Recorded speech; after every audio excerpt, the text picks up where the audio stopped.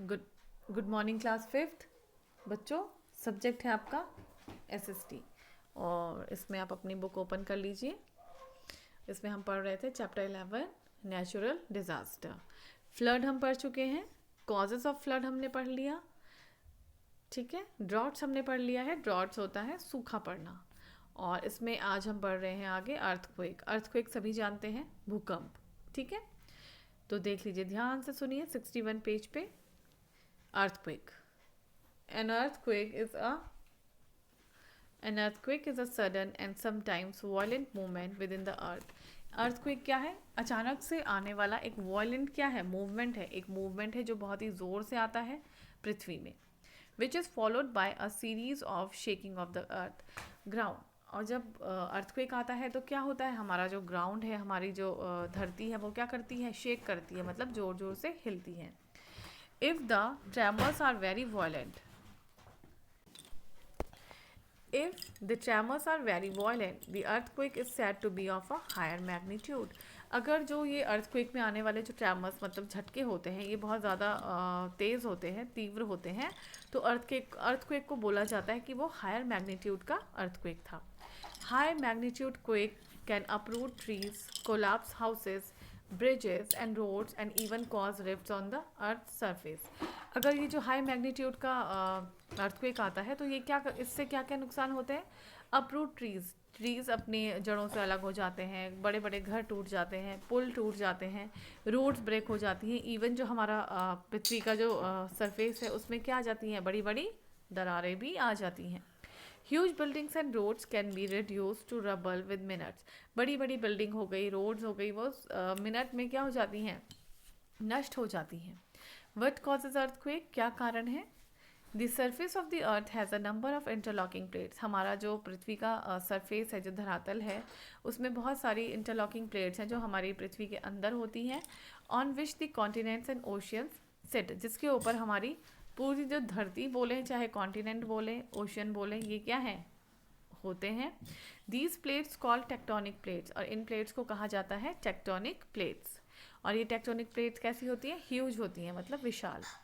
Below the plates lies a layer of molten matter, और इन plates के नीचे एक लेयर होती है मॉल्टन मैटर की। The tectonic plates move around slowly. जो ये टेक्टोनिक प्लेट्स हैं, ये इन लेयर के नीचे क्या करती हैं? मूव करती हैं धीरे धीरे। मॉल्टन matter carrying the continents with them, और मूवमेंट होने से ये जो मॉल्टन मैटर है, move around slowly on this layer of molten matter, इस मॉल्टन मैटर में क्या करती हैं? ये मूव करती हैं, carrying the continents with them, और अपने साथ ये क्या, किसको घुमाती हैं? कॉन्टिनेंट्स को भी मूवमेंट करवाती हैं।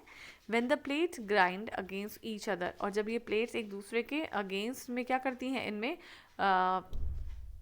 क्या होती है? घूमती हैं एक दूसरे के अगेंस्ट, मूवमेंट होता है।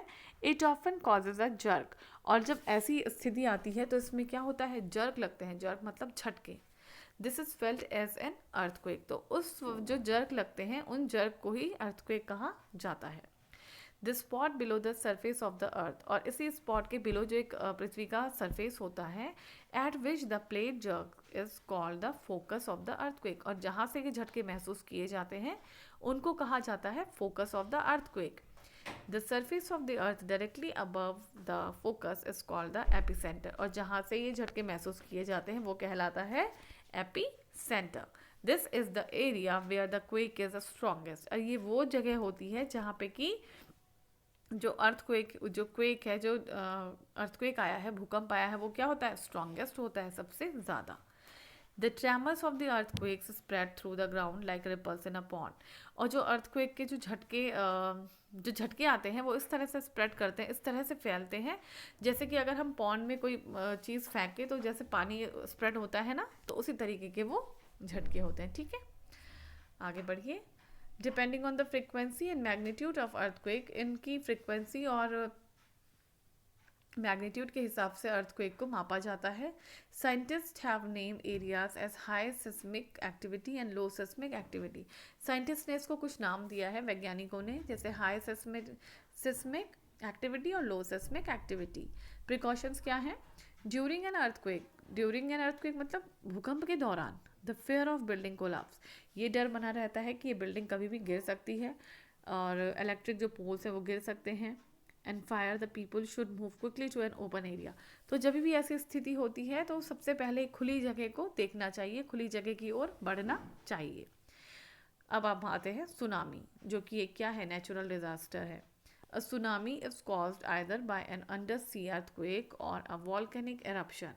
सुनामी इज कॉज, सुनामी कैसे आती है, अंडर सीज अर्थक्वेक, जब समुद्र के अंदर क्या आता है, भूकंप आता है, और वॉल्केनिक एरप्शन होता है, तब जाके क्या होती है, tsunami cause huge C waves.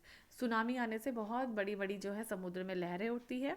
The waves travel at a speed of about 750 kilometres per hour. जो ये लहरें उठती हैं समुद्र में, इनकी स्पीड होती है 750 किलोमीटर प्रति घंटा। Near the coast, a tsunami wave looks like a wall of water. Near the coast मतलब समुद्री किनारे जो सुनामी की लहरें उठती हैं वो कैसे दिखती हैं, पानी की दीवार की तरह। With its very fast speed, इतनी तेज स्पीड के कारण it can even crush the houses in the coastal area. समुद्री किनारे पे जो घर होते हैं वो भी इन लहरों से क्या हो जाते हैं, टूट जाते हैं। Most of the deaths in tsunami are due to drowning. तो सबसे ज़्यादा डेथ जो होती हैं इनमें किससे होती हैं, ड्रॉनिंग मतलब डूबने से होती हैं। प्रिकॉशंस क्या हैं इसके लिए, move to a higher ground, एक हायर ग्राउंड की तरफ हमें बढ़ना चाहिए। Do not enter the sea if the water is fast receding. समुद्र के एंटर मत करिए, समुद्र की तरफ एंटर मत करिए अगर आपको लग रहा है कि पानी की जो लहरें हैं वो बहुत तेज़ी से उठ रही हैं। Tsunami warning system should be installed. Tsunami से चेतावनी देने वाले सिस्टम जो होते हैं हमें अपने उसमें इंस्टॉल करने चाहिए अपने फ़ोन में या, ठीक है। Do not fair during tsunami, डरना बिल्कुल नहीं चाहिए, घबराना नहीं चाहिए। इफ़ यू आर ट्रैप्ड, अगर आप फंस गए हैं, find a high and strong building and climb to the top it. अगर आप ऐसी जगह पे फंस गए हैं तो आपने क्या करना है, आपने सबसे पहले एक हाई बिल्डिंग की तरफ बढ़ना है, उसके टॉप में खड़े हो जाना है, ठीक है। तो ये लेसन हो गया आपका पूरा, इसे आप एक बार रिवाइज करिए, उसके बाद हम इसमें बढ़ेंगे आगे एक्सरसाइज के साथ। लेकिन आप अभी इसे स्टार्टिंग से और एंड तक रिवाइज कर लीजिए, ओके।